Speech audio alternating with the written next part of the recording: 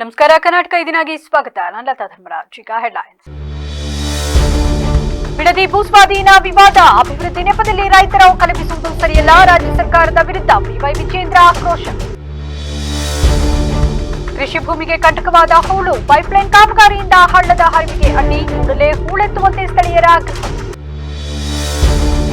ಸರ್ಕಾರಿ ಶಾಲೆಯಲ್ಲಿ ಹಣ ವಸೂಲಿ ಆರೋಪ, ಭಿಕ್ಷಾಟನೆ ನಡೆಸುವ ಮೂಲಕ ವಿಭಿನ್ನ ಪ್ರತಿಭಟನೆ, ಕೆಆರ್ಪೇಟೆಯಲ್ಲಿ ಬೀದಿಗಿಳಿದ ಸಂಘಟನೆಗಳು.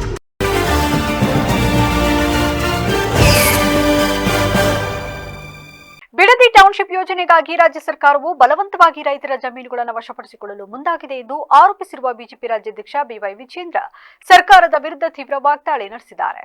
ಈ ಯೋಜನೆಗೆ ಸಂಬಂಧಿಸಿದಂತೆ ಸುದ್ದಿಗಾರರೊಂದಿಗೆ ಮಾತನಾಡಿದ ಅವರು, ರಾಜ್ಯ ಸರ್ಕಾರದ ಕ್ರಮವನ್ನ ಅಪರಾಧ ಎಂದು ಬಣ್ಣಿಸಿದ್ದಾರೆ. ಬಿಜೆಪಿ ಯಾವಾಗಲೂ ರೈತರ ಪರವಾಗಿದೆ, ರೈತರ ಹಿತಾಸಕ್ತಿ ಕಾಪಾಡಲು ಪಕ್ಷ ಬದ್ಧವಾಗಿದೆ ಎಂದು ವಿಜೇಂದ್ರ ಪುನರುಚ್ಚರಿಸಿದರು.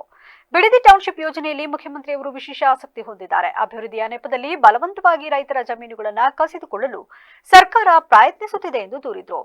ತಮ್ಮ ಜಮೀನುಗಳನ್ನು ಯಾವುದೇ ಕಾರಣಕ್ಕೂ ನೀಡುವುದಿಲ್ಲ ಎಂದು ರೈತರು ಸ್ಪಷ್ಟವಾಗಿ ತಿಳಿಸಿದ್ದಾರೆ. ಇಂತಹ ಪರಿಸ್ಥಿತಿಯಲ್ಲಿ ಅವರನ್ನು ಒಕ್ಕಲೆಬ್ಬಿಸುವುದು ಸರಿಯಲ್ಲ ಎಂದು ಅವರು ಆಕ್ರೋಶ ವ್ಯಕ್ತಪಡಿಸಿದರು. ಈ ವಿಚಾರದಲ್ಲಿ ಕಾಂಗ್ರೆಸ್ ನಾಯಕ ರಾಹುಲ್ ಗಾಂಧಿಯವರು ತಕ್ಷಣ ಮಧ್ಯ ಪ್ರವೇಶಿಸಬೇಕು ಎಂದು ವಿಜೇಂದ್ರ ಆಗ್ರಹಿಸಿದ್ದಾರೆ. ರಾಹುಲ್ ಗಾಂಧಿ ಅವರು ನಿಜವಾಗಿಯೂ ರೈತರ ಪರವಾಗಿದ್ದರೆ ಕೂಡಲೇ ಈ ಯೋಜನೆಗೆ ತಡೆ ತರುವ ಕೆಲಸ ಮಾಡಲಿ, ರೈತರ ಅಳಲನ್ನ ಆಲಿಸಿ ಅವರಿಗೆ ನ್ಯಾಯ ಒದಗಿಸಲಿ ಎಂದು ಅವರು ಒತ್ತಾಯಿಸಿದ್ದಾರೆ. ರೈತರ ಹಿತಾಸಕ್ತಿಯನ್ನ ಬಲಿಕೊಟ್ಟು ಕೈಗೊಳ್ಳುವ ಯಾವುದೇ ಯೋಜನೆಯನ್ನ ಬಿಜೆಪಿ ಬೆಂಬಲಿಸುವುದಿಲ್ಲ ಎಂದು ವಿಜೇಂದ್ರ ಎಚ್ಚರಿಸಿದ್ದಾರೆ. ಸಂದರ್ಭದಲ್ಲಿ ರಾಜ್ಯದ ಜನ ಕಾಂಗ್ರೆಸ್ ಪಕ್ಷಕ್ಕೆ ಗ್ಯಾರಂಟಿಗಳನ್ನು ಕೊಡಿ ಅಂತೇಳಿ ಬೇಡಿಕೆಯನ್ನು ಇಟ್ಟಿರಲಿಲ್ಲ. ಹೇಗಾದರೂ ಮಾಡಿ ರಾಜ್ಯದಲ್ಲಿ ಅಧಿಕಾರಕ್ಕೆ ಬರಬೇಕು ಅನ್ನುವ ಒಂದು ಹಪಾಪಿ ಕಾಂಗ್ರೆಸ್ ಪಕ್ಷಕ್ಕೇನಿತ್ತು, ಸಾಕಷ್ಟು ಭರವಸೆಗಳನ್ನು ಕೊಟ್ಟು ಗ್ಯಾರಂಟಿಗಳನ್ನು ಕೊಟ್ಟು ಅಧಿಕಾರಕ್ಕೆ ಬಂದಿರುವಂತಹ ಕಾಂಗ್ರೆಸ್ ಸರ್ಕಾರ 3 ವರ್ಷಗಳ ಕಳೆದ ನಂತರದಲ್ಲಿ ಮೊದಲನೇದಾಗಿ ಇವರು ಯಾವುದೇ ಗ್ಯಾರಂಟಿಗಳು ಸರಿಯಾಗಿ ತಲುಪಿಸ್ತಕ್ಕಂಥ ಕೆಲಸ ಕೂಡ ಮಾಡ್ತಾ ಇಲ್ಲ.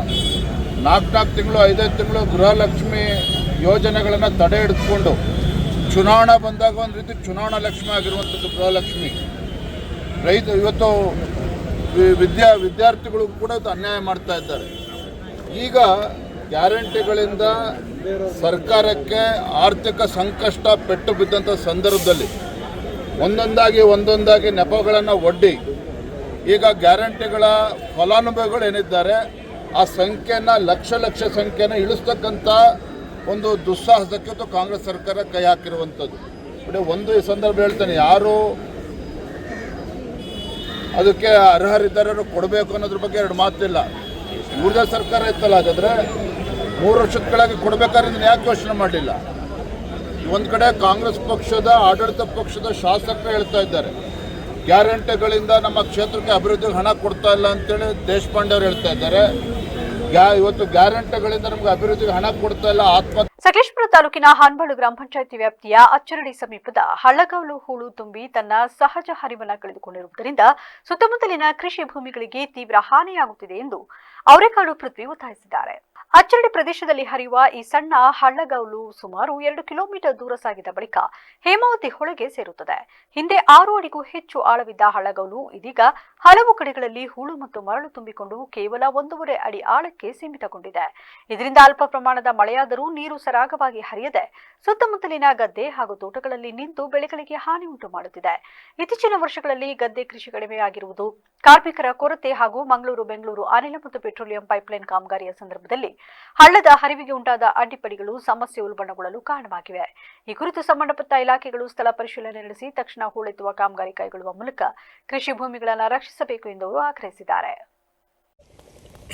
ಇದು ಹಾನ್ಬಾಳ್ ಹೋಬಳಿ ಹಾನ್ಬಾಳ್ ಪಂಚಾಯಿತಿಯ ಅಚ್ಚರಡಿ ಎಂಬಲ್ಲಿನ ಒಂದು ಚಿಕ್ಕ ಹಳ್ಳಗವಲಿ, ಅಂದರೆ ಹಳ್ಳ. ಇದು ಇಲ್ಲಿಂದ ಸುಮಾರು 2-2.5 ಕಿಲೋಮೀಟ್ರು ಸಾಗಿದ ನಂತರ ಹೇಮಾವತಿ ಹೊಳೆಗೆ ಸೇರ್ತದೆ. ಇದು ನೋಡಿ, ಇದು ಹಳ್ಳ ಮುಚ್ಚೋಗಿದೆ.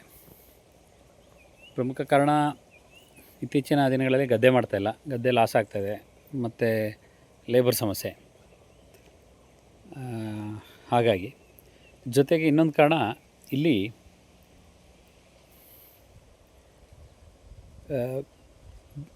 ಮಂಗಳೂರಿನಿಂದ ಬೆಂಗಳೂರಿಗೆ ಗ್ಯಾಸ್ ಲೈನು ಮತ್ತು ಪೈಪ್ಲೈನು ಈ ಜಾಗದಲ್ಲಿ ಹೋಗಿದೆ. ಆ ಪೈಪ್ಲೈನು ಕಾಮಗಾರಿಗೆ ಅಂತ ಸುಮಾರು 2 ವರ್ಷ ಈ ಹಳ್ಳನೆಲ್ಲ ಬ್ಲಾಕ್ ಮಾಡಿದರು. ಕರೆಕ್ಟು ಈ ಜಾಗದಲ್ಲಿ ಹೋಗಿದೆ. ಇಲ್ಲಿ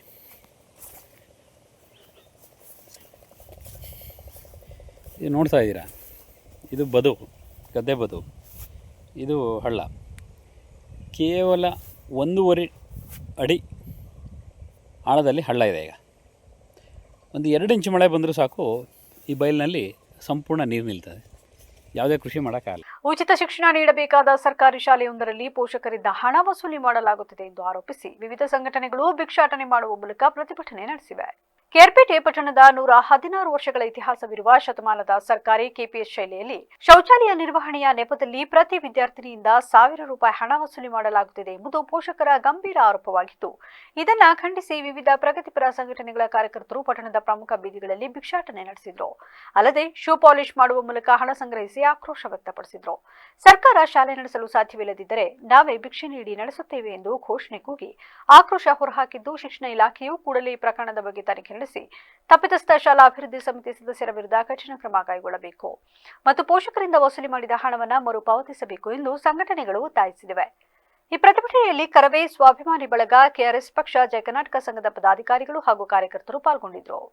ಪರಿಸರದ ಬಗ್ಗೆ ವಿದ್ಯಾರ್ಥಿಗಳಲ್ಲಿ ಅರಿವು ಮೂಡಿಸುವ ಉದ್ದೇಶದಿಂದ ಒಡನಾಡಿ ಚಿತ್ರಕಲಾ ಬಳಗದ ವತಿಯಿಂದ ನಗರದ ಹಾಸನಾಂಬ ಕಲಾಕ್ಷೇತ್ರದಲ್ಲಿ ಶಾಲಾ ಮತ್ತು ಕಾಲೇಜು ವಿದ್ಯಾರ್ಥಿಗಳಿಗಾಗಿ ಚಿತ್ರಕಲಾ ಸ್ಪರ್ಧೆಯನ್ನು ಆಯೋಜಿಸಿದರು. ಈ ಕುರಿತು ಮಾಹಿತಿ ನೀಡಿದ ವೃತ್ತಿಪರ ಕಲಾವಿದ ಹಾಗೂ ಚಿತ್ರಕಲಾ ಶಿಕ್ಷಕ ವಸಂತ್ ಕುಮಾರ್, ಮಕ್ಕಳಲ್ಲಿ ಪ್ರಕೃತಿ, ವನ್ಯಜೀವಿಗಳು ಮತ್ತು ಪಕ್ಷಿಗಳ ಬಗ್ಗೆ ಕಾಳಜಿ ಮೂಡಿಸುವುದು ಈ ಸ್ಪರ್ಧೆಯ ಪ್ರಮುಖ ಉದ್ದೇಶವಾಗಿದೆ. ಮುಂದಿನ ಪೀಳಿಗೆಗೆ ಕಾಡು ಪ್ರಾಣಿಗಳ ಮಹತ್ವ ತಿಳಿಸಬೇಕು. ನಶಿಸುತ್ತಿರುವ ಆನೆ, ಜಿಂಕೆ, ಹುಲಿ ಮತ್ತು ಸಿಂಹಗಳಂತಹ ಪ್ರಾಣಿಗಳ ಸಂರಕ್ಷಣೆಯ ಬಗ್ಗೆ ಮಕ್ಕಳಲ್ಲಿ ಜಾಗೃತಿ ಮೂಡಿಸಲು ಈ ವೇದಿಕೆ ಕಲ್ಪಿಸಿದ್ದೇವೆ. ಸ್ಪರ್ಧೆಯಲ್ಲಿ ಭಾಗವಹಿಸಿದ ವಿಜೇತ ವಿದ್ಯಾರ್ಥಿಗಳಿಗೆ ಜೂನ್ 21 ಭಾನುವಾರ ಬಹುಮಾನ ವಿತರಣಾ ಸಮಾರಂಭವನ್ನು ಹಮ್ಮಿಕೊಳ್ಳಲಾಗಿದೆ ಎಂದು ಮಾಹಿತಿ ನೀಡಿದರು. ನಾನು ಪ್ರೊಫೆಷನಲ್ ಆರ್ಟಿಸ್ಟು, ಜೊತೆಗೆ ಡ್ರಾಯಿಂಗ್ ಮಾಸ್ಟರ್ ಆಗಿ ಕೆಲಸ ಮಾಡ್ತಾಯಿದ್ದೇನೆ. ಡಾಕ್ಟರ್ BR ಅಂಬೇಡ್ಕರ್ ಬಾಲಕಿಯರ ವಸತಿ ಶಾಲೆ, ಆಲೂರು. ಮೂಲ ಬಂದು ಹಾಸನ್ನು. ನಾನು 12 ವರ್ಷಗಳಿಂದ ನಿರಂತರವಾಗಿ ನಾನು ಈ ವಿಶ್ವ ಪರಿಸರ ದಿನದ ಪ್ರಯುಕ್ತ ನಾನು ಮಕ್ಕಳಿಗೆ ಚಿತ್ರಕಲಾ ಸ್ಪರ್ಧೆ, ಸ್ಥಳದಲ್ಲೇ ಚಿತ್ರಕಲಾ ಬರೆಯುವ ಸ್ಪರ್ಧೆ ಮತ್ತು ಚಿತ್ರಕಲಾ ಪ್ರದರ್ಶನವನ್ನು ಆಯೋಜನೆ ಮಾಡುತ್ತಿರುತ್ತೇನೆ. 12 ವರ್ಷದಿಂದ ನಿರಂತರವಾಗಿ ನಾನು 1ನೇ ಕ್ಲಾಸಿಂದ 10ನೇ ಕ್ಲಾಸ್ ಮಕ್ಕಳು, ಜೊತೆಗೆ PUC ಮಕ್ಕಳು, ಜೊತೆಗೆ ಇಂಜಿನಿಯರ್ ಮಕ್ಕಳು, ಜೊತೆಗೆ ಮೆಡಿಕಲ್ ಸ್ಟೂಡೆಂಟು ಕೂಡ ಎವ್ರಿ ಇಯರು ಬರ್ತಾ ಇರ್ತಾರೆ, ಭಾಗವಹಿಸ್ತಾ ಇರ್ತಾರೆ. ಅವರಿಗೆಲ್ಲವ ಮುಂದಿನ ವಾರ ದಿನಾಂಕ 21/6/2026 ಭಾನುವಾರ ಅವರಿಗೆ ಪ್ರೈಸ್ ಡಿಸ್ಟ್ರಿಬ್ಯೂಟರ್ ಇರುತ್ತೆ. ಹಾಗಾಗ್ಬಿಟ್ಟು ನಾನು ಈ ಒಂದು ಕಾರ್ಯಕ್ರಮನ ಆಯೋಜನೆ ಮಾಡುತ್ತಿದ್ದೇನೆ. ಇವತ್ತು ಶಾಲಾ ಮತ್ತು ಕಾಲೇಜು ಮಕ್ಕಳಿಗೆ ಚಿತ್ರಕಲಾ ಸ್ಪರ್ಧೆಯನ್ನು ಆಯೋಜನೆ ಮಾಡಿರುತ್ತೇನೆ. ಸುಮಾರು ನಮ್ಮದು ಒಂದು ಬಳಗ ಇದೆ, ಒಂದು 7ರಿಂದ 8 ಜನ ಟೀಮ್ ಇದೆ. ಅವರೆಲ್ಲ ನಾವು ಇನ್ಕ್ಲೂಡ್ ಆಗಿ ಸೇರ್ಕೊಂಡು ನಾವು ಪ್ರತಿ ವರ್ಷವೂ ಕೂಡ ಈ ಒಂದು ಕಾರ್ಯಕ್ರಮನ ಮಾಡ್ತೀವಿ. Thank you. ಏಕೆಂದರೆ ಪರಿಸರ ಅಂದರೆ ಮಕ್ಕಳಲ್ಲಿ ಒದಗಿರುವ ಭಾವನಾತ್ಮಕ ಸಂಬಂಧ ಹೇಗಿದೆ ಎಂಬುದ ಉದ್ದೇಶಕ್ಕೋಸ್ಕರ ನಾವು ಮಕ್ಕಳಿಗೆ ಪರಿಸರದ ಬಗ್ಗೆ, ಕಾಡು ಪ್ರಾಣಿಗಳ ಬಗ್ಗೆ, ಪಕ್ಷಿಗಳ ಬಗ್ಗೆ ಅರಿವು ಮೂಡಿಸುವುದಕ್ಕೋಸ್ಕರ ಈ ಒಂದು ಚಿತ್ರಕಲಾ ಪ್ರದರ್ಶನವನ್ನು ಆಯೋಜನೆ ಮಾಡಿರ್ತೇವೆ. ನಗರದ ಹಾಸನಾಂಬ ಕಲಾಕ್ಷೇತ್ರದಲ್ಲಿ ಜಿಲ್ಲಾ ಸರ್ಕಾರಿ, ಅರೆ ಸರ್ಕಾರಿ ಹಾಗೂ ನಿಗಮ ಮಂಡಳಿ ನೌಕರರ ಗೃಹ ನಿರ್ಮಾಣ ಸಹಕಾರ ಸಂಘ ಮತ್ತು ಕರ್ನಾಟಕ ರಾಜ್ಯ ಸರ್ಕಾರಿ ನೌಕರರ ಕೋಆಪರೇಟಿವ್ ಸೊಸೈಟಿಗಳ ಸಹಯೋಗದೊಂದಿಗೆ ಪ್ರತಿಭಾ ಪುರಸ್ಕಾರ ಸಮಾರಂಭವನ್ನು ಆಯೋಜಿಸಲಾಗಿತ್ತು.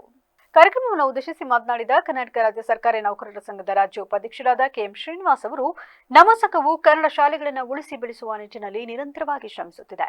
ಸಮಾಜದ ದುರ್ಬಲ ವರ್ಗದವರಿಗೆ ಸಹಾಯ ಮಾಡುವುದರಿಂದ ಮಾತ್ರ ನಮ್ಮ ವ್ಯಕ್ತಿತ್ವವು ವಿಕಸನಗೊಳ್ಳುತ್ತದೆ. ನೌಕರರ ಸಂಘಟನೆಗಳ ಸಹಯೋಗದೊಂದಿಗೆ ಮುಂದಿನ ದಿನಗಳಲ್ಲಿ ಇನ್ನೂ ಹೆಚ್ಚಿನ ಸಮಾಜಪರ ಕಾರ್ಯಕ್ರಮಗಳನ್ನು ರೂಪಿಸಲಾಗುವುದು ಎಂದರು. ಮುಂದಿನ ದಿನಗಳಲ್ಲಿ ಪ್ರತಿ ವರ್ಷವೂ ಸಹ ವಿಶೇಷವಾದ ಒಂದು ಕಾರ್ಯಕ್ರಮವನ್ನು ಮಾಡೋದ್ರ ಮೂಲಕ ಈ ಸಂಘವನ್ನು ಬೆಳೆಸೋಕ್ಕೆ ನಿಮ್ಮ ಸ್ಫೂರ್ತಿದಾಯಕವಾಗಿದೆ. ಹಾಗೇ ನಿಮ್ಮ ಒಂದು ಸಹಕಾರ ಸಲಹೆ ನಮ್ಮ ಜೊತೆಯಲ್ಲಿ ಇದ್ದರೆ ಮುಂದಿನ ದಿನಗಳಲ್ಲಿ ಇನ್ನೂ ಉನ್ನತವಾದ ಸೇವೆಯನ್ನು, ಜೊತೆಯಲ್ಲಿ ನಿಮ್ಮೆಲ್ಲರ ಆಶಾದಾಯಕ ಕೆಲಸವನ್ನು ಮಾಡಲಿಕ್ಕೆ ಈ ಸಂಘ ಸದಾ ಸಿದ್ಧವಿರುತ್ತೆ ಅಂತ ಹೇಳ್ತಾ, ಹಾಗೇ ನಮ್ಮ ನಡೆ ಕನ್ನಡ ಶಾಲೆಯ ಕಡೆ ನಾವು ಸಹ ನಮ್ಮ ಒಂದು ಸಂಘದ ವತಿಯಿಂದ ಕರ್ನಾಟಕದ ಸರ್ಕಾರಿ ಶಾಲೆಗಳನ್ನು ಬೆಳೆಸಬೇಕು, ಕನ್ನಡ ಶಾಲೆಗಳನ್ನು ಬೆಳೆಸಬೇಕು ಅಂತ ನಾವು ಸಹ ನಮ್ಮ ಕೈಲಾದ ಸಹಾಯವನ್ನು ಮಾಡ್ತಾ ಇದ್ದೀವಿ. ಅದೇ ರೀತಿಯಲ್ಲಿ ಈಗ ಹಾಸನ ಆಲೂರು ಭಾಗದಲ್ಲಿ ಹೆಚ್ಚಿನ ಸಂಖ್ಯೆಯಲ್ಲಿ ಕನ್ನಡ ಸರ್ಕಾರಿ ಶಾಲೆಗಳನ್ನು ಉಳಿಸೋದ್ರ ಮೂಲಕ ನಮ್ಮ ಮಂಜುನಾಥ್ ಕಾಳಿಂಗನಪ್ಪ ಅವರು ಸಹ ವೇದಿಕೆ ಮೇಲೆ ಇದ್ದಾರೆ. ಅವ್ರಿಗೂ ಸಹ ಈ ಕಾರ್ಯಕ್ರಮದಲ್ಲಿ ಹೊಂದಿಸ್ತಾ, ಯಾಕೆಂದರೆ ನಾವೆಲ್ಲರೂ ಸಹ ನಾವೇನು ದುಡಿತೀವಿ ಅದರಲ್ಲಿ ಒಂದು ಸ್ವಲ್ಪ ಪ್ರಮಾಣದ ಸಾರ್ವಜನಿಕವಾಗಿ ಮತ್ತು ನಮ್ಮ ಕೈಲಾಗದಿದ್ದವರಿಗೆ ಸಹಾಯ ಮಾಡೋದ್ರ ಮೂಲಕ ನಾವು ಸಂಘಟನೆ ಮಾಡಿದಾಗ ಮಾತ್ರ ನಮ್ಮ ವ್ಯಕ್ತಿತ್ವ ದೊಡ್ಡದಾಗುತ್ತೆ. ಅದೇ ರೀತಿಯಲ್ಲಿ ನಮ್ಮ ಸಂಘದ ವ್ಯಕ್ತಿತ್ವ ಸಹ ನಿಮ್ಮೆಲ್ಲರ ಸಹಕಾರದಿಂದ ದೊಡ್ಡದಾಗಿದೆ. ಅದೇ ರೀತಿಯಲ್ಲಿ ಇಲ್ಲಿರೋರೆಲ್ಲರೂ ಸಹ ಅವರ ಕೈಲಾದ ಸಹಾಯವನ್ನು ಮಾಡೋದ್ರ ಜಿಲ್ಲಾ ಪಂಚಾಯಿತಿ ಮುಖ್ಯ ಕಾರ್ಯನಿರ್ವಹಣಾಧಿಕಾರಿ ಶುಭಂ ಶುಕ್ಲಾ ಅವರು ಮಾತನಾಡಿ, ಮಕ್ಕಳ ಶಿಕ್ಷಣದ ಅಭಿವೃದ್ಧಿಗೆ ಪೌಷ್ಟಿಕ ಆಹಾರ, ಉತ್ತಮ ನಿದ್ರೆ, ಬೋಧಕರು, ಸದೃಢ ಕುಟುಂಬ ಮತ್ತು ಉತ್ತಮ ಪರಿಸರ ಎಂಬ 5 ಅಂಶಗಳು ಅತ್ಯಗತ್ಯ. ವಿದ್ಯಾರ್ಥಿಗಳು ಕೇವಲ ಪುಸ್ತಕದ ಜ್ಞಾನಕ್ಕೆ ಸೀಮಿತವಾಗದೆ ಸಮಾಜಮುಖಿ ಚಿಂತನೆಯನ್ನು ಬೆಳೆಸಿಕೊಳ್ಳಬೇಕು ಎಂದು ಸಲಹೆ ನೀಡಿದರು. ಅಂತ ಏನು, for government servants we are on 24/7 duty. Okay, our work does not lie in the limitations of time and place. So that is why first ನಮಗೆ ಅವರು ಹೇಳಿದರು, ಸರ್ ಸಂಡೇ ಪ್ರೋಗ್ರಾಮ್ ಇದೆ. ನಾನು ಅವರಿಗೆ ಹೇಳಿದೆ, ಈ ಅಪ್ಪ ಸಂಡೇ ಯಾಕೆ ಇಡ್ತಾ ಇದ್ರಿ, ಬೇರೆ ದಿನ ಇಟ್ಬಿಡಿ. ಆಮೇಲೆ ನಾನು ಕೂಡ ಯೋಚನೆ ಮಾಡಿದ್ದೆ, ಸಂಡೇ ಬಿಟ್ಟು ಪಾಪ ಅವರಿಗೆ ಬೇರೆ ಯಾವ ದಿನ ಸಿಗುತ್ತೆ, ಅದಕ್ಕೆ ಸಂಡೇ ಇಲ್ಲ. ನೀವು ಎಲ್ಲರೂ ಕೂಡ ಸೇರಿಸ್ತಾ ಇದ್ರಿ, ನಾನು ಕೂಡ ಸೇರಿಸ್ತಾ ಇದ್ದೀನಿ. ಸೊ ಈ ಕಾರ್ಯಕ್ರಮಕ್ಕೆ, ಈ ಯಶಸ್ವಿ ಕಾರ್ಯಕ್ರಮಕ್ಕೆ, ಸಮಾರಂಭಕ್ಕೆ ನನಗೆ ಆಮಂತ್ರಿಸಿದ್ರಿ. ನಾನು ಪೂರ್ತಿ ಟೀಮ್ಗೆ ತುಂಬ ಹೃದಯದಿಂದ ಧನ್ಯವಾದಗಳು ಹೇಳ್ತಾ ಇದ್ದೀನಿ. ಜೊತೆಗೆ ನಾನು ಸಂಘದಲ್ಲಿ ಅವ್ರದ್ದು ಪ್ರಮುಖ ಕಾರ್ಯ ಏನಿದೆ ಅದನ್ನು ಆಗಲಿ, ಯಶಸ್ವಿಯಾಗಿ ಆಗಲಿ. ಓಕೆ, ಅದರ ಬಗ್ಗೆ ನಾನು ಹಸ್ತಕ್ಷೇಪ ಮಾಡಲ್ಲ, ಜಾಸ್ತಿ ಮಾತಾಡಲ್ಲ. ಬಟ್ ಅದು ನಿಮ್ಮದು ಮೇನ್ ಕಾರ್ಯ ಬಿಟ್ಟು ಕೂಡ ಏನು ನಿಮ್ಮದು ಸಾಂಸ್ಕೃತಿಕ ಚಟುವಟಿಕೆಗಳು ಇದೆ, ಅರೆ ಸಾಂಸ್ಕೃತಿಕ ಚಟುವಟಿಕೆಗಳು ಇದೆ, ಕ್ರೀಡಾ ಚಟುವಟಿಕೆಗಳು ಇದೆ, ಇಂಥ ಏನಾದರೂ ಸಾಂಸ್ಕೃತಿಕ ಪಾರಂಪರಿಕ ಕಾರ್ಯಕ್ರಮಗಳನ್ನು ನೀವು ಏನು ಆಯೋಜಿಸ್ತಾ ಇದ್ರಿ, ನನಗೆ ಇದು ಪೂರ್ತಿ ಆಶ್ವಾಸನೆ ಇದೆ ಮತ್ತು ಭರವಸೆ ಇದೆ. ಮುಂದಿನ ದಿನಗಳಲ್ಲಿ ಕೂಡ ಇಂಥ ನೀವು ಸುಮಾರು ಕಾರ್ಯಕ್ರಮ ಕೂಡ ಆಯೋಜಿಸ್ತೀರಿ ಮತ್ತು ನನಗೂ ಕೂಡ ಇನ್ವೈಟ್ ಮಾಡಿಕೊಡಿ. ನಾನು ಸ್ಟಾರ್ಟಲ್ಲಿ ಹೇಳಿದ್ದೆ, ಇವತ್ತಿನ ಕಾರ್ಯಕ್ರಮದ ಕೇಂದ್ರ ಬಿಂದು ನಮ್ಮ ಸ್ಟೂಡೆಂಟ್ಸ್, ವಿದ್ಯಾರ್ಥಿ ಮತ್ತು ವಿದ್ಯಾರ್ಥಿನಿ. ಕಾರ್ಯಕ್ರಮದಲ್ಲಿ ಶಿವಮೊಗ್ಗದ ವೈದ್ಯರು ಹಾಗೂ motivational speaker doctor Rahul Devaraj, 2025ನೇ ಸಾಲಿನ ಯುಪಿಎಸ್ಸಿ ಪರೀಕ್ಷೆಯಲ್ಲಿ ಸಾಧನೆಗೈದ ಜಿಲ್ಲೆಯ ಶಶಿಮೋಹನ್ ಸೇರಿದಂತೆ ಹಲವು ಗಣ್ಯರು ಭಾಗವಹಿಸಿದರು. ಹಸಿರು ಪರಿಸರ ನಿರ್ಮಾಣ ಹಾಗೂ ಅರಣ್ಯ ಸಂಪತ್ತಿನ ವೃದ್ಧಿಗೆ ಉತ್ತೇಜನ ನೀಡುವ ಉದ್ದೇಶದಿಂದ ಅರಣ್ಯ ಇಲಾಖೆ ವತಿಯಿಂದ ಅತ್ಯಂತ ಕಡಿಮೆ ದರದಲ್ಲಿ ವಿವಿಧ ಜಾತಿಯ ಗಿಡಗಳನ್ನು ಸಾರ್ವಜನಿಕರಿಗೆ ವಿತರಿಸಲಾಗುತ್ತಿದೆ.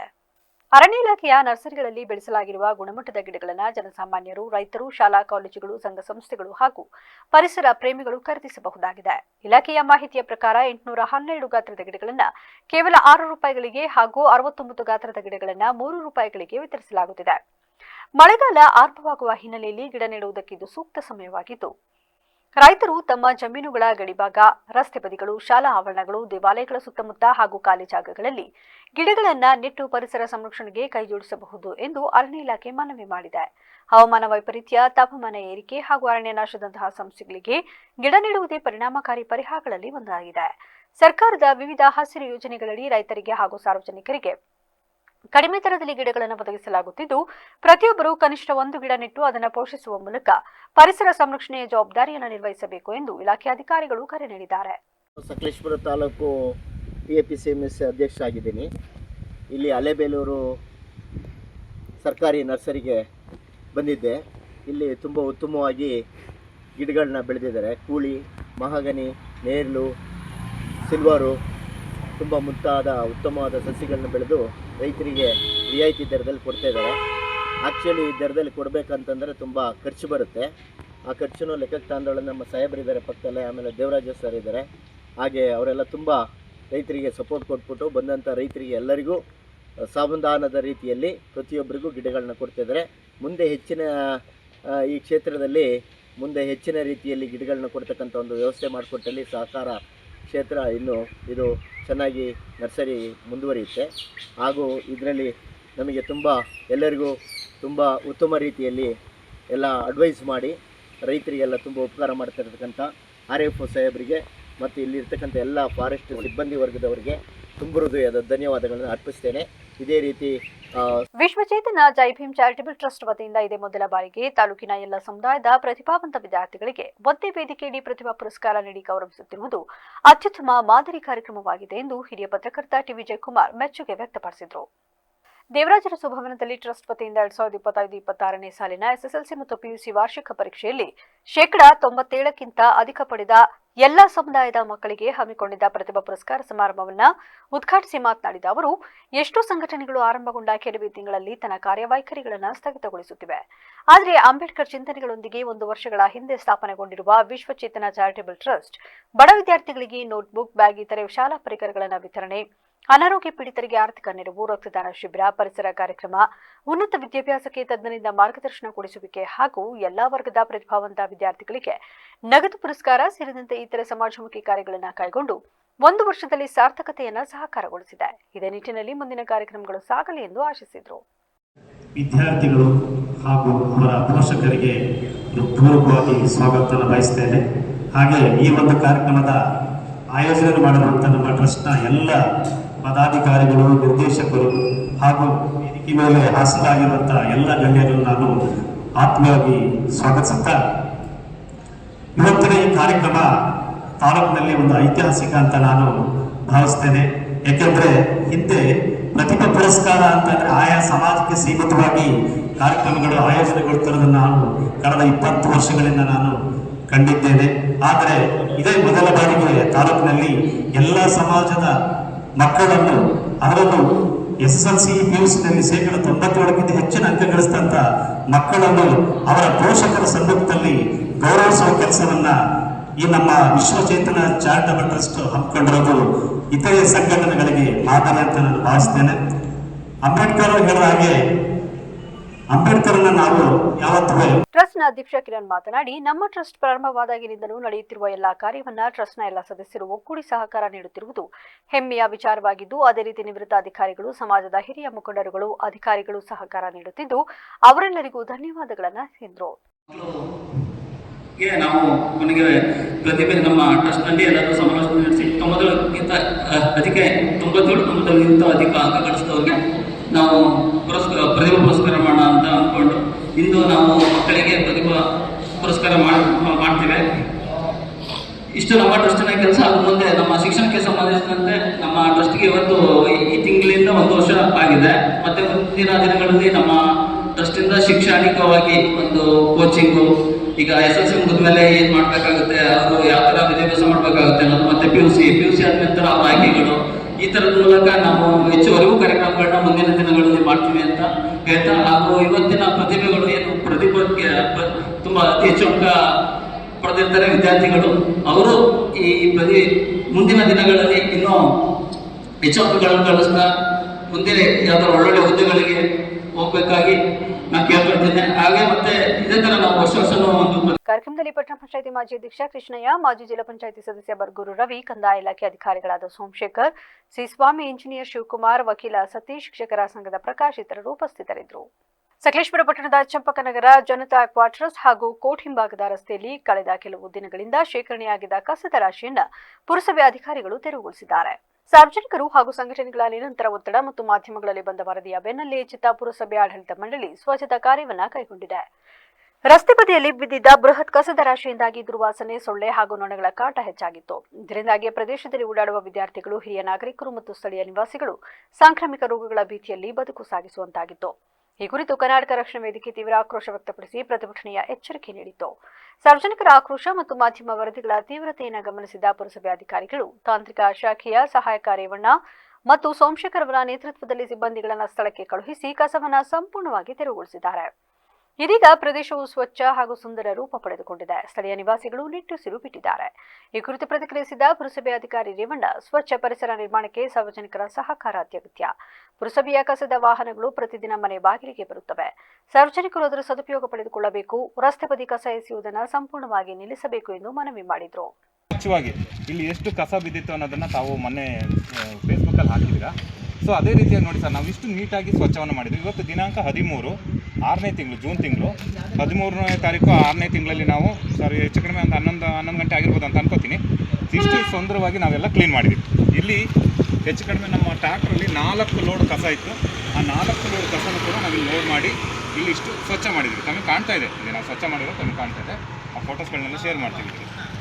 ಸೊ ನಾವಿಷ್ಟು ನೀಟಾಗಿ ಮಾಡಿದ್ದೀವಿ ಸರ್. ತಮ್ಮ ಮಾತಿಗೆ ಹೋಗ್ಬಿಟ್ಟು ನಾವೆಲ್ಲ ಕ್ಲೀನ್ ಮಾಡಿದ್ದೀವಿ ಸರ್. ಸಾರ್ವಜನಿಕರಿಗೆ ಒಂದು ಅರಿವನ್ನು ಮೂಡಿಸಬೇಕು. ಯಾಕೆ ಅಂದರೆ ಕಸ ಇವತ್ತು ಎಷ್ಟು ಸಮಸ್ಯೆ ಬೆಳೀತಾ ಇದೆ ಅನ್ನೋದು ಸಕಲೇಶಪುರದಲ್ಲಿ ತಮಗೆಲ್ಲರೂ ಗೊತ್ತಿರೋಂಥ ವಿಚಾರ. ನೋಡಿ ಸರ್, ಇಲ್ಲಿ ಇಷ್ಟು ಸ್ವಚ್ಛವಾಗಿ ನಾವು ಮಾಡಿದ್ವಿ. ಈಗ ನೋಡಿ, ಇನ್ನೊಂದು ಅರ್ಧ ಗಂಟೆ ಬಿಟ್ಟು ನಾಳೆ ಬೆಳಗ್ಗೆ ನೋಡೋಣ ಸರ್. ಈ ವಾತಾವರಣದಲ್ಲಿ ನಾಳೆ ಬೆಳಗ್ಗೆ ನೋಡೋಣ ಎಷ್ಟು ಕಸ ಇರುತ್ತೆ, ಏನಿರುತ್ತೆ ಅನ್ನೋದು ನಾಳೆ ಬೆಳಗ್ಗೆ ನಿಮ್ಗೆ ಗೊತ್ತಾಗುತ್ತೆ. ಸಾರ್ವಜನಿಕರಲ್ಲಿ ಅರಿವು ಮೂಡಿಸ್ಬೇಕು. ಏನಪ್ಪ ಅಂದರೆ, ನಾವು ಪ್ರತಿದಿನ ಆಟೋಗಳಲ್ಲಿ ಹಾಡುಗಳನ್ನ ಹಾಕೊಂಡು ಹೋಗಿ ಹಸಿ ಕಸ, ಒಣ ಕಸ, ಈಗಂತೂ 4 ರೀತಿ ಕಸಗಳನ್ನು ರಿಸೀವ್ ಮಾಡಬೇಕು ಅಂತೇಳಿ ಮಾನ್ಯ ಘನ ಸರ್ಕಾರ ಆದೇಶ ಮಾಡಿದೆ. ಅದ್ರ ಪ್ರಕಾರವಾಗಿ ನಾವೀಗ 4 ರೀತಿಯ ಕಸಗಳನ್ನು ರಿಸೀವ್ ಮಾಡ್ತಾ ಇದ್ದೀವಿ. ಒಣ ಕಸ, ಹಸಿ ಕಸ, ಸ್ಯಾನಿಟರಿ ಕಸ, ವಿಶೇಷ ತ್ಯಾಜ್ಯ ಅಂತೇಳಿ. ಕೇಂದ್ರ ಸರ್ಕಾರ ಪೆಟ್ರೋಲ್, ಡೀಸೆಲ್ ಹಾಗೂ ಅಗತ್ಯ ವಸ್ತುಗಳ ಬೆಲೆ ಏರಿಕೆ ಮಾಡಿರುವುದನ್ನು ಖಂಡಿಸಿ ಅಖಿಲ ಭಾರತ ಜನವಾದಿ ಮಹಿಳಾ ಸಂಘಟನೆ ವತಿಯಿಂದ ಕಾರ್ಯಕರ್ತರು ಮಳವಳ್ಳಿ ಪಟ್ಟಣದ ಅನಂತರಾಮ್ ವೃತ್ತದಲ್ಲಿ ಪ್ರತಿಭಟನೆ ನಡೆಸಿದರು. ಈ ವೇಳೆ ಜನವಾದಿ ಮಹಿಳಾ ಸಂಘಟನಾ ಕಾರ್ಯಕರ್ತರು ಪ್ರಧಾನಿ ನರೇಂದ್ರ ಮೋದಿ ಅವರ ವಿರುದ್ಧ ಘೋಷಣೆ ಕೂಗಿ ಆಕ್ರೋಶ ವ್ಯಕ್ತಪಡಿಸಿದರು. ಈ ವೇಳೆ ಅಖಿಲ ಭಾರತ ಜನವಾದಿ ಮಹಿಳಾ ಸಂಘಟನೆ ರಾಜ್ಯಾಧ್ಯಕ್ಷೆ ಚಂದ್ರಕುಮಾರಿ ಮಾತನಾಡಿ, ಪೆಟ್ರೋಲ್, ಡೀಸೆಲ್, ಗ್ಯಾಸ್ ದರವನ್ನು ಏರಿಕೆ ಮಾಡಿದ್ದು ಕೂಡಲೇ ಕಡಿಮೆ ಮಾಡಬೇಕು. ನರೇಂದ್ರ ಮೋದಿ ಅವರು ಸೈಕಲ್ನಲ್ಲಿ ಓಡಾಡಿ ಎಂದು ಹೇಳುತ್ತಿದ್ರು, ನಾಚಿಕೆ ಸಂಗತಿ ಎಂದರು.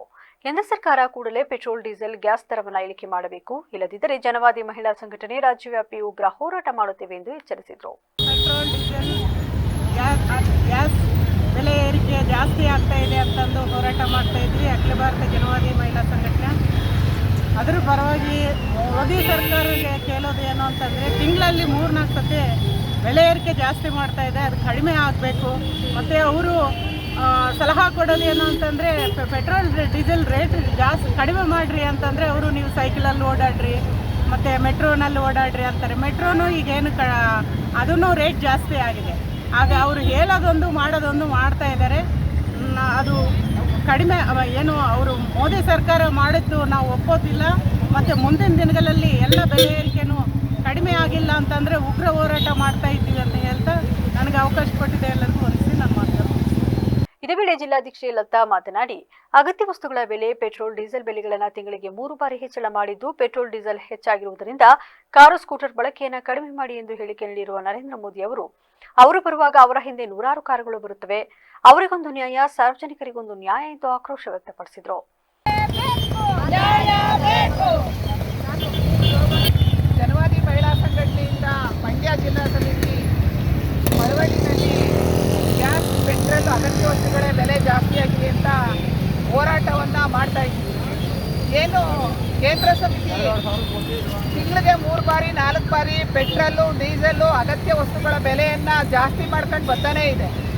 BJP ಸರ್ಕಾರ ಯಾವುದಕ್ಕೂ ಕಡಿಮೆ ಮಾಡ್ತಾನೇ ಇಲ್ಲ. ಮೋದಿ ಹೇಳಿಕೆ ಮಾತ್ರ, ನೀವು ಕಾರಲ್ಲಿ ಓಡಾಡಬೇಡಿ, ಸ್ಕೂಟರಲ್ಲಿ ಓಡಾಡಬೇಡಿ, ರೈತರು ಎಲ್ಲರೂ ನೀವು ಮೆಟ್ರೋದಲ್ಲಿ ಓಡಾಡಿ, 2 ದಿವಸ ಸ್ಟಾಪ್ ಮಾಡಿ ಅಂತ ಹೇಳಿದ್ರು. ಮಾಧ್ಯಮದಲ್ಲಿ ಅವರು ಪತ್ರಿಕೆಯಲ್ಲಿ ಹೇಳಿಕೆ ತಗೊಂಡು, ಅವರು ಫೋಟೋ ತಗೊಂಡು ನ್ಯೂಸ್ ಬಂದಾದ್ಮೇಲೆ ಮತ್ತೆ ಅವ್ರ ಹಿಂದೆಗಡೆ 50-20 ಕಾರ್ಗಳು ಹೋಯ್ತಾ ಇದೆ. ಪೆಟ್ರೋಲು, ಡೀಸೆಲು, ಅಗತ್ಯ ವಸ್ತುಗಳು ಬೆಲೆ ಜಾಸ್ತಿ ಆಯ್ತಾ ಇದೆ. ಅದಕ್ಕೆ ಯಾವುದಕ್ಕೂ ಅವರು ಕಡಿವಾಣ ಆಗ್ತಾ ಇಲ್ಲ. ಇದಕ್ಕೆ ಅಖಿಲ ಭಾರತ ಜನವಾದಿ ಮಹಿಳಾ ಸಂಘಟನೆ 10ನೇ ತಾರೀಕಿಂದ ಈ 15ನೇ ತಾರೀಕುವರೆಗೆ ಇಡೀ ಜಿಲ್ಲೆ, ತಾಲೂಕುಗಳಲ್ಲಿ ಒಂದು ಕರೆ ಕೊಟ್ಟು, ಇವತ್ತು ನಮ್ಮ ಮಳವಳ್ಳಿ ತಾಲೂಕು, ಮಂಡ್ಯ ಜಿಲ್ಲಾ ಪ್ರತಿಭಟನೆಯಲ್ಲಿ ರಾಜ್ಯ ಕಾರ್ಯದರ್ಶಿ ದೇವಿ, ಜಿಲ್ಲಾಧ್ಯಕ್ಷೆ ಲತಾ, ತಾಲೂಕು ಅಧ್ಯಕ್ಷೆ ಸುಶೀಲಾ, ಪ್ರೇಮ, ಜಯಶೀಲ ಸೇರಿದಂತೆ ಹಲವರು ಹಾಜರಿದ್ದರು. ಚಿತ್ರದುರ್ಗ ನಗರದ ಜಿಲ್ಲಾ ಪತ್ರಕರ್ತರ ಸಂಘದ ಭವನದಲ್ಲಿ ಚಿನ್ನುಲಾದ್ರಿ ಸಾಹಿತ್ಯ ಮತ್ತು ಸಾಂಸ್ಕೃತಿಕ ವೇದಿಕೆಯ ವತಿಯಿಂದ ಅಂಕಣಕಾರರಾಗಲು ಸಿದ್ಧತೆ ವಿಷಯದ ಕುರಿತು ವಿಶೇಷ ಉಪನ್ಯಾಸ ಹಾಗೂ ಸಂವಾದ ಕಾರ್ಯಕ್ರಮವನ್ನು ನಡೆಸಲಾಯಿತು. ಮುಖ್ಯ ಅತಿಥಿಗಳಾಗಿ ಆಗಮಿಸಿದ್ದ ಶರಣ ಸಾಹಿತ್ಯ ಪರಿಷತ್ನ ರಾಜ್ಯ ಉಪಾಧ್ಯಕ್ಷರಾದ KM ವೀರೇಶ್ ಅವರು ಮಾತನಾಡಿ, ಸಾಹಿತ್ಯ ಜೀವನದ ಅವಿಭಾಜ್ಯ ಅಂಗವಾಗಿದ್ದು, ಇಂದಿನ ಯುವಜನಾಂಗ ನಿರಂತರ ಓದುವ ಮೂಲಕ ಜಗತ್ತಿನ ಅಪಾರ ಮಾಹಿತಿಯನ್ನು ಅರಿಯಬೇಕಾಗಿದೆ. ಪ್ರಸಿದ್ಧ ಅಂಕಣಕಾರ ಮಣಿಕಾಂತ್ ಅವರು ಓದಿ ಅಪಾರ ಜ್ಞಾನ ಪಡೆದ ಹಿನ್ನೆಲೆಯಲ್ಲಿ ಇಂದು ಶ್ರೇಷ್ಠ ಅಂಕಣಕಾರರಾಗಲು ಸಾಧ್ಯವಾಗಿದೆ ಎಂದು ಹೇಳಿದರು. ನಾನೆಲ್ಲರಿಗೂ ಕೂಡ ಅಂತರಾತ್ಮದ ಶರಣಾರ್ಥಿಗಳು ಹೇಳಿ, ನಿಮಗೆ ಸಾಹಿತ್ಯ ಅಂದರೆ ನಮ್ಮ ಬದುಕಿನ ಒಂದು ಪ್ರತಿಬಿಂಬ. ಮನಸ್ಸಿನ ಭಾವನೆಯಲ್ಲಿರುವಂಥ ಯಾವುದೇ ಒಂದು ವಿಷಯವಾಗಲಿ ಬರವಣಿಗೆ ಮೂಲಕ ತೋರಿಸುವಂಥದ್ದು ಸಾಹಿತ್ಯದ ಪ್ರತಿಬಿಂಬ ಇದಾಗಿರೋದ್ರಿಂದ ಇವತ್ತು ಪ್ರಾಸ್ತಾವಿಕ ನುಡಿಗಳಲ್ಲಿ ಸ್ವಾಗತ ಹೇಳುವಂತರ ಇವತ್ತು ವ್ಯಕ್ತಿಗಳಲ್ಲಿ ಇವತ್ತು ಮಣಿಕಾಂತ್ ಸರ್ ಅವ್ರ ಬಗ್ಗೆ ಭಾಳಷ್ಟು ಹಾಡಿ ಹೊಗಳಿದ್ದಾರೆ. ಅವರ ಪುಸ್ತಕ, ಬರವಣಿಗೆ, ಮಾನಸಿಕವಾಗಿರುವಂಥ ಬದಲಾವಣೆ, ಒಬ್ಬ ಕೃತಿಕಾರನಿಗಿರುವಂಥ ಒಂದು ಶಕ್ತಿ ಎಂಥದ್ದು ಅನ್ನೋದು ಕೂಡ ಒಂದು ಅವರ ಮೇಲಿರುವಂಥ ಒಂದು ಭಾವಗೀತೆಯನ್ನು ಹಾಡಿ ಇಲ್ಲಿ ನಮ್ಮೆಲ್ಲರೂ ಕೂಡ ಅವರ ಬರವಣಿಗೆ ಬಗ್ಗೆ ಅವರ ಒಂದು ಪರಿಚಯವನ್ನು ಕೂಡ ಮಾಡಿಕೊಟ್ಟಿದ್ದಾರೆ. ಇವತ್ತು ಮಣಿಕಾಂತ್ ಸರ್ ಅವರು ಕೂಡ ಜಗತ್ತಿನ ಎಲ್ಲ ಕಡೆ ಗೊತ್ತು. ಅಂಕಣಕಾರರು ಅಂದರೆ ಮಾಧ್ಯಮದಲ್ಲಿ ಬಹಳ ಜನರಿಗೆ ಗೊತ್ತು. ನಮ್ಮನ್ನೇ ಭರಮಸಾಗರದ ಒಂದು ಬಾಪೂಜಿ ಪ್ರೌಢಶಾಲೆಗೆ ದಿನನಿತ್ಯ ಪುಸ್ತಕವನ್ನು ಅಥವಾ ಪತ್ರಿಕೆಯನ್ನು ಓದುವ ಹವ್ಯಾಸವನ್ನು ವಿದ್ಯಾರ್ಥಿಗಳ ದಿಸೆಯಲ್ಲಿ ಬರಬೇಕು ಅನ್ನೋ ಒಂದು ಸಾಂಕೇತಿಕ ಒಂದು ಕಾರ್ಯಕ್ರಮವನ್ನು ಮಾಡಿದ್ವಿ. ಆ ಮಾಡಿದ ಸಂದರ್ಭದಲ್ಲಿ ಇಂದಿನ ಜನ ಹಳಬು ಈ ವೇಳೆ ಬಸವಮೂರ್ತಿ, ಶ್ರೀ ಮಾದಾರಾಜನೆಯ ಮಹಾಸ್ವಾಮೀಜಿಗಳು, ಖ್ಯಾತ ಕಂಕಣಕಾರ ಮಣಿಕಾಂತ್, ಹಿರಿಯ ನ್ಯಾಯವಾದಿ ರಹಮತುಲ್ಲಾ, ವೇದಿಕೆ ಸಂಸ್ಥಾಪಕಿ ದಯಾ ಪುತ್ತೂರಕರ್ ಸೇರಿದಂತೆ ಇತರರು ಭಾಗವಹಿಸಿದ್ರು. ಕೊಪ್ಪಳ ಜಿಲ್ಲೆ ಕುಕನೂರು ತಾಲೂಕಿನ ಮಸಬಾ, ಹಂಚಿನಾಳ ಹಾಗೂ ಇಟಗಿ ಗ್ರಾಮಗಳ ವ್ಯಾಪ್ತಿಯಲ್ಲಿ ಖಾಸಗಿ ವಿದ್ಯುತ್ ಕಂಪನಿಯೊಂದು ರೈತರ ಜಮೀನುಗಳಲ್ಲಿ ಪೂರ್ವಾನುಮತಿ ಇಲ್ಲದೆ ವಿದ್ಯುತ್ ಕಂಬಗಳನ್ನು ಅಳವಡಿಸುತ್ತಿದೆ ಎಂದು ಆರೋಪಿಸಿ ರೈತರು ಧರಣಿ ಸತ್ಯಾಗ್ರಹ ನಡೆಸಿದ್ದಾರೆ. ಯಲಬುರ್ಗಾ ವಿಧಾನಸಭಾ ಕ್ಷೇತ್ರದ ಜನಪ್ರತಿನಿಧಿಗಳ ಬೆಂಬಲದೊಂದಿಗೆ ಖಾಸಗಿ ವಿದ್ಯುತ್ ಕಂಪನಿಯು ಪೊಲೀಸರೊಂದಿಗೆ ಶಾಮೀಲಾಗಿ ರೈತರ ಜಮೀನುಗಳಲ್ಲಿ ಬಲವಂತವಾಗಿ ವಿದ್ಯುತ್ ಕಂಬಗಳನ್ನು ನೆಡುತ್ತಿದೆ ಎಂದು ಪ್ರತಿಭಟನಾಕಾರರು ದೂರಿದ್ದು, ಪ್ರಶ್ನಿಸುವ ರೈತರ ಮೇಲೆ ಸುಳ್ಳು ಪ್ರಕರಣಗಳನ್ನು ದಾಖಲಿಸಿ ಬೆದರಿಕೆ ಹಾಕಲಾಗುತ್ತಿದೆ ಎಂದು ಆರೋಪಿಸಿದ್ದಾರೆ. ಯುವ ಮುಖಂಡ ಶರಣಪ್ಪ ಗುಂಗಾಡಿ ನೇತೃತ್ವದಲ್ಲಿ ರೈತರು ಧರಣಿ ನಡೆಸಿದ್ದು, ತಮಗೆ ಸೂಕ್ತ ಪರಿಹಾರ ಸಿಗುವವರೆಗೂ ಹೋರಾಟವನ್ನು ನಿಲ್ಲಿಸುವುದಿಲ್ಲ ಎಂದು ಪಟ್ಟು ಹಿಡಿದಿದ್ದಾರೆ. ರೈತರಿಗೆ ಅನ್ಯಾಯವಾಗದಂತೆ ಎಚ್ಚರಿಕೆ ನೀಡಿದರೆ ಹೋರಾಟಗಾರರ ಮೇಲೂ ಸುಳ್ಳು ಕೇಸ್ಗಳನ್ನು ದಾಖಲಿಸಿ ಅಡಗಿಸಲು ನೋಡುತ್ತಿದ್ದಾರೆ. ಎಷ್ಟೇ ಕಷ್ಟ ಎದುರಾದರೂ ಕಂಪನಿಯ ಇಂತಹ ಬೆದರಿಕೆಗಳಿಗೆ ಜಗ್ಗುವುದಿಲ್ಲ. ಸೂಕ್ತ ನ್ಯಾಯಕ್ಕಾಗಿ ಹೋರಾಟ ಮುಂದುವರಿಯಲಿದೆ ಎಂದು ತಿಳಿಸಿದ್ದಾರೆ. ಆಮೇಲೆ ಯಾವುದೇ ಮಾತುಕತೆಗೆ ಹೋದ್ರೆ ನೀವು ಯಾರೋ ಒಬ್ಬಿದ್ರು ಹೋದ್ರೆ ಅಲ್ಲ, ಇಡೀ ಇಂಡ ಹೋಗ್ಬೇಕು, ಇಂಡ ಮಾತಾಡ್ಬೇಕು. ಈಗಾಗಲೇ ಅಲ್ಲಿ ಏನಾಡ್ತಾರೆ, ಇದೆಲ್ಲ ಮೂಲ ಕಾರಣ ಪೊಲೀಸ್ ಇಲಾಖೆ ಹಿಡ್ಕೊಂಡು ಆಟ ಆಡ್ತಾರೆ. ದುರ್ದೈವ ಕಡು ಭ್ರಷ್ಟ ಪೊಲೀಸ್ ಇಲಾಖೆ ಅಧಿಕಾರಿಗಳು ನಮ್ಮ ತಾಲೂಕಿನ ಸೇರ್ಕೊಂಡ್ಬಿಟ್ಟಾರೆ. ಲಾಸ್ಟ್ ಟೈಮ್ ನನಗೆ ಜೈಲಿ ಹಾಕಿದಾಗ ರಾತ್ರಿ 12-1 ಗಂಟೆವರೆಗೂ ಹೆಣ್ಮಕ್ಳು ಉಳ್ಳಾಡಿಸ್ಬಾರ್ದ್ರಿ ಇವರು. ಎಲ್ಲಿ ಬರಲಿಲ್ಲ, ಎಲ್ಲರ ಮೊಬೈಲ್ ಕಸ್ಕೊಂಡ್ರಿ. ಆದರೆ ಎದುರಬಾರ್ದು. ಈ ರೈತ ಎಲ್ಲಿ ತನಕ ಎದುರ್ತಾರೆ? ನಿಮ್ಮಲ್ಲಿ ಒಗ್ಗಟ್ಟಿಲ್ಲ ಅದಕ್ಕೆ ಯಾರೋ ನಮ್ಮಂಥವ್ರು ಇವತ್ತಿಗೆ ಒಬ್ಬೊಬ್ಬರು 100 ಕೋಟಿ ನಿಮ್ಮ ಹೆಸರು ತಿಂದು ಕುಂತಾರೆ. ಅದರ ರೊಕ್ಕನ ಸುಡಿಯೋಕೆ ರೆಡಿ ಅದ. ರೊಕ್ಕ ನಿಮ್ಮದು, ನೀವು ಯಾಕೆ ಇದು ಬಲಿ ಆಗ್ತೀರಿ? ನೀರಾಗ ಮಾತಾಡ್ರಿ, ಕಮ್ಮಿ ಕರೆಸ್ರಿ, ಮುಂದೆ ಮಾತಾಡಿ ಬಗೆಹರಿಸಿ. ಅದಕ್ಕೆ ನಮ್ಮಂತರ ಇಟ್ಕೊಂಡ್ರೆ ಮಾತ್ರ ನಿಮ್ಗೆ ಲಾಸ್ ಇರೋದು. ನಮ್ಮಂದ್ರಿಂದ ನಿಮ್ಗೆ ಲಾಳ ಆಗ್ತದೆ ಹೊರತು ಬೇರೆ ಏನಿಲ್ಲ. ಅದಕ್ಕೆ ನೀವು ಈ ಕೇಸು ಲಾಳ ಎದಕ್ಕೆ ಎದುರುಬಾರ್ದು. ರೈತರು ನಾವು ಯಾರ ಮನೆ ಮುಡುಕಿಲ್ಲ, ಯಾರು ತಿಂದು ಬದುಕಲ್ಲ. ನಮ್ಮ ದಾವೆ ಬಿಡ್ಕೊಂಡು ತಿಂತೀವಿ, ನಾವೇ ಸಾಲ ಮಾಡ್ಕೊಂತೀವಿ. ಪ್ರತಿಭಟನೆಯಲ್ಲಿ ಮುಖಂಡರಾದ ಶೇಖರಗೌಡ ಹಕ್ಕಂಡಿ, ಪ್ರಭಾಕರ ಆಚಾರ, ಮಲ್ಲಿಕಾರ್ಜುನ ಹಕ್ಕಂಡಿ, ಹನುಮಪ್ಪ ದೇವರಮನೆ ಸೇರಿದಂತೆ ಇತರರು ಹಾಜರಿದ್ದರು. ಕಲಬುರಗಿ ಜಿಲ್ಲೆಯಲ್ಲಿ ರಸಗೊಬ್ಬರದ ತೀವ್ರ ಅಭಾವವಿರುವ ಸಮಯವನ್ನೇ ಬಂಡವಾಳ ಮಾಡಿಕೊಂಡಿರುವ ಕೆಲ ಕಿಡಿಗೇಡಿಗಳು ರೈತರಿಗೆ ನಕಲಿ ರಸಗೊಬ್ಬರ ಮಾರಾಟ ಮಾಡುವ ಮೂಲಕ ವಂಚಿಸುತ್ತಿರುವ ಆರೋಪ ಕೇಳಿಬಂದಿದ್ದು, ಡಿಎಪಿ ಗೊಬ್ಬರದ ಹೆಸರಿನಲ್ಲಿ ಮಣ್ಣು ಹಾಗೂ ಮರಳು ಬೆರೆಸಿ ರೈತರನ್ನ ತಂತ್ರ ಸ್ಥಿತಿಗೆ ತಳ್ಳಲಾಗಿದೆ. ಸದ್ಯ ಮಾರುಕಟ್ಟೆಯಲ್ಲಿ ವಿತರಣೆಯಾಗುತ್ತಿರುವ ಡಿಎಪಿ ಚೀಲಗಳಲ್ಲಿ ಸುಮಾರು 80% ಮರಳು ಮತ್ತು ಕೇವಲ 20% ಮಾತ್ರ ನಿಜವಾದ ಗೊಬ್ಬರವಿದೆ ಎಂದು ರೈತರು ಆರೋಪಿಸಿದ್ದಾರೆ. ಇಷ್ಟೇ ಅಲ್ಲದೆ ನಕಲಿ ಗೊಬ್ಬರಕ್ಕಾಗಿ ಅಂಗಡಿ ಮಾಲೀಕರು ರೈತರಿಂದ ದುಪ್ಪಟ್ಟು ಹಣ ವಸೂಲಿ ಮಾಡುತ್ತಿದ್ದಾರೆ. ಒಂದು ಕಡೆ ಕೃತಕ ಅಭಾವ ಸೃಷ್ಟಿಸಿ ಮತ್ತೊಂದು ಕಡೆ ನಕಲಿ ಗೊಬ್ಬರ ಮಾರಾಟ ಮಾಡುವ ಮೂಲಕ ಅಂಗಡಿ ಮಾಲೀಕರು ರೈತರ ಬದುಕಿನೊಂದಿಗೆ ಚೆಲ್ಲಾಟವಾಡುತ್ತಿದ್ದಾರೆ ಎಂದು ಆಕ್ರೋಶ ವ್ಯಕ್ತಪಡಿಸಿದ್ದಾರೆ. ನಕಲಿ ರಸಗೊಬ್ಬರದಿಂದ ಬೆಳೆಯ ಇಳುವರಿಯೂ ಕಡಿಮೆಯಾಗುತ್ತಿದ್ದು ರೈತರು ಆರ್ಥಿಕ ಸಂಕಷ್ಟಕ್ಕೆ ಸಿಲುಕಿದ್ದಾರೆ.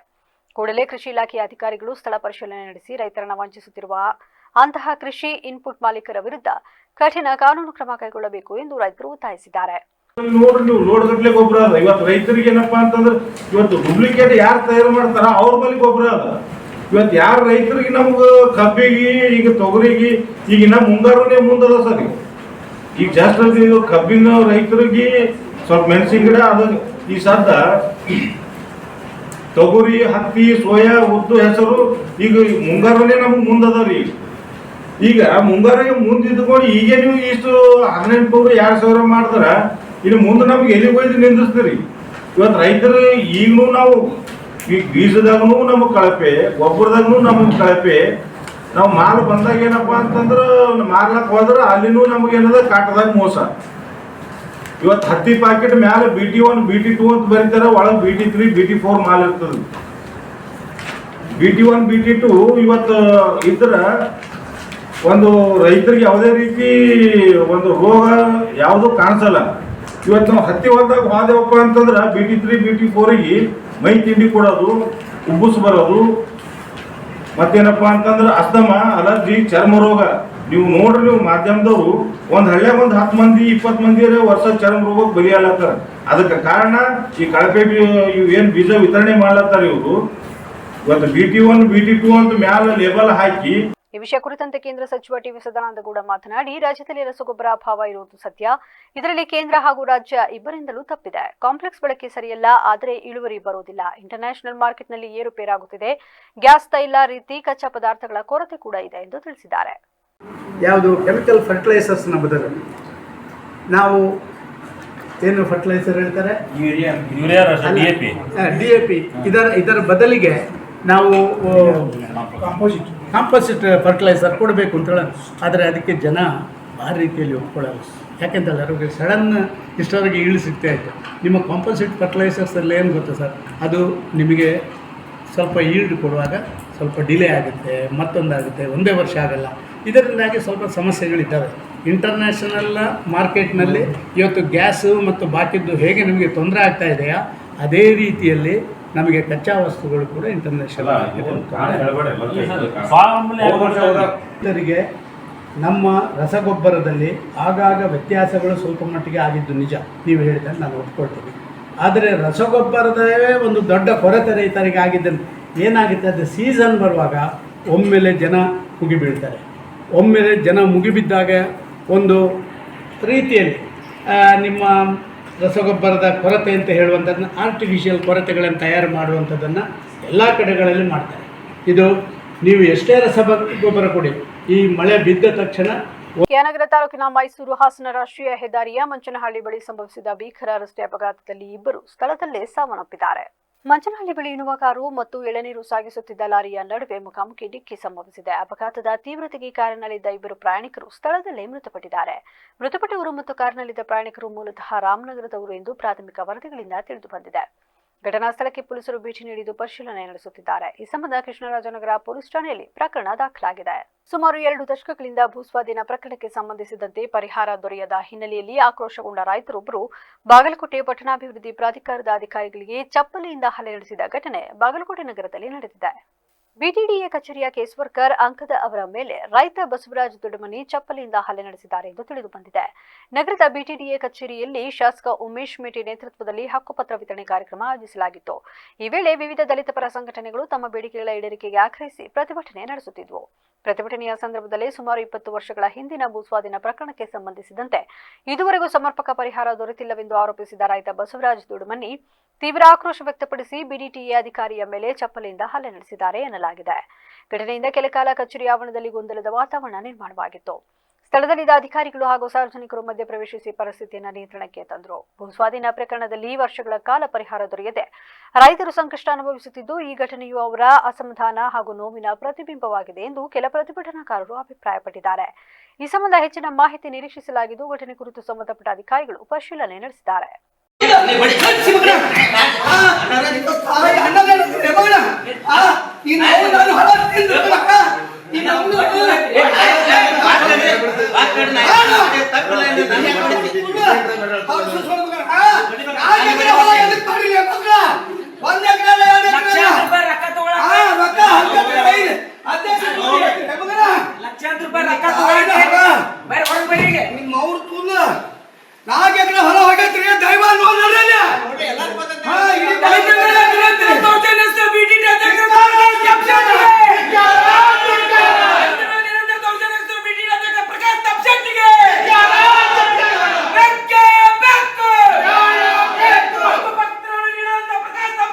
ಈಗ ಮತ್ತೊಮ್ಮೆ ಹೆಡ್ಲೈನ್ಸ್.